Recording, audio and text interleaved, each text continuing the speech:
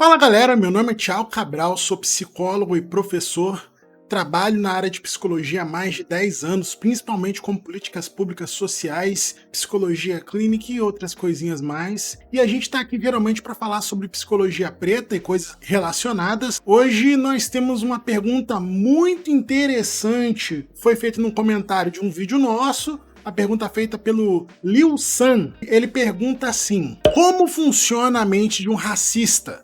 Ou a mente de uma pessoa que comete um ato racista segundo a psicologia?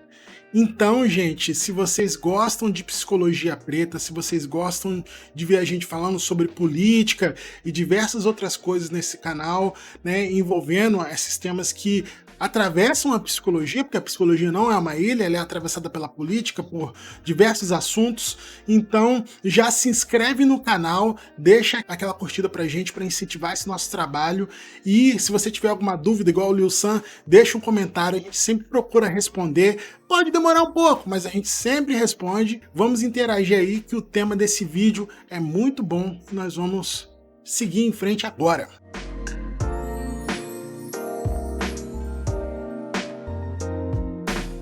Então, gente, eu sempre gosto de recorrer ao professor Silvio de Almeida para responder algumas perguntas, porque o Silvio de Almeida, ele é um autor que é brasileiro e ele fala de especificidades muito assim claras assim sobre o racismo no Brasil, porque o racismo ele acontece de diferentes formas em diferentes locais. Então, tem esse livrinho aqui do professor Silvio de Almeida que eu recomendo muito. Se vocês quiserem comprar esse livro, vou deixar o link para comprar ele na descrição do vídeo. Lembrando sempre que eu deixo o link com as fontes no final do vídeo para vocês estarem vendo que eu não tô tirando as coisas que eu tô falando aqui da minha cabeça. E o professor Silvio de Almeida, ele divide o racismo em 3 concepções. A primeira concepção seria individual, a segunda institucional e a terceira estrutural, que é a que ele mais fala no livro, afinal de contas. E o Silvio de Almeida, ele diz pra gente que a concepção de racismo individual, ela tá errada, porque o racismo, ele não é feito individualmente, ele é feito de uma forma coletiva. E geralmente quando se atribui o processo racista somente a uma pessoa e não a um conjunto de outras variáveis, a gente tende ao erro. Por quê? Porque por muito tempo na nossa sociedade, o racismo ele foi tido como um desvio moral, né? Por muito tempo que eu tô falando dos tempos modernos, tá? Porque o racismo já foi legalizado, já foi moral, já foi inclusive legal. Mas dos tempos modernos, né? A gente fala do século XX para cá, se tornou uma questão de moralidade, o racismo. Só que existe essa questão do racismo cordial, racismo velado, né? Em que não, nossa sociedade não é racista. Existem alguns sujeitos apenas que têm um desvio moral, eles têm algum problema mental, e aí por isso é que eles cometem esses atos hediondos, que são esses atos racistas. Então isso não é normal, é culpa exclusivamente da pessoa, porque geralmente ela tem um problema.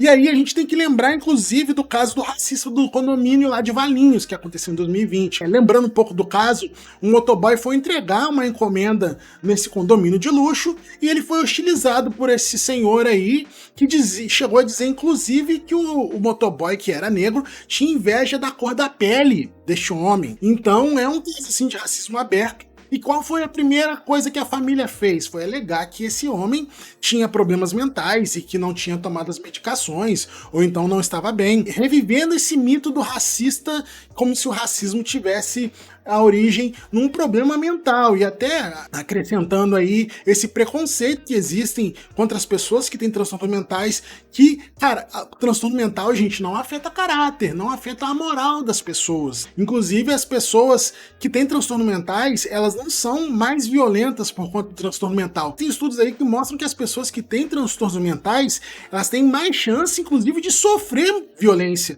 do que cometer violência.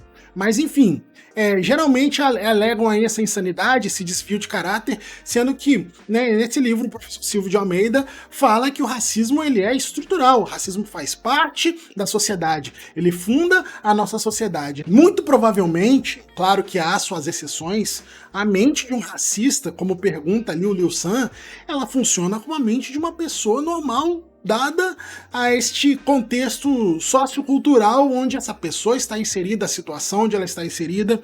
E aí, vamos mais além. Tem um artigo incrível da BBC que eu recomendo muito a leitura, lembrando que as fontes vão estar na descrição do vídeo, que é um artigo que fala sobre os 75 anos dos julgamentos de Nuremberg, que foram aqueles julgamentos feitos para julgar os nazistas que cometeram atos hediondos na Segunda Guerra Mundial. Foram presos 22 líderes nazistas e essas prisões elas foram acompanhadas de cada uma de um psicólogo e um psiquiatra. Esses profissionais aplicaram o teste de Rorschach, aquele teste das lâminas, e depois de um tempo eles fizeram inclusive a mistura desses testes com pessoas, com resultados de pessoas ditas normais, para ver se era possível detectar alguma coisa diferente nessas pessoas. E é claro, né, alguns deles tinham traços de perversão assim bem graves, outros não conseguiram nem avaliar porque eles se suicidaram antes de serem julgados, mas ou condenados ou executados.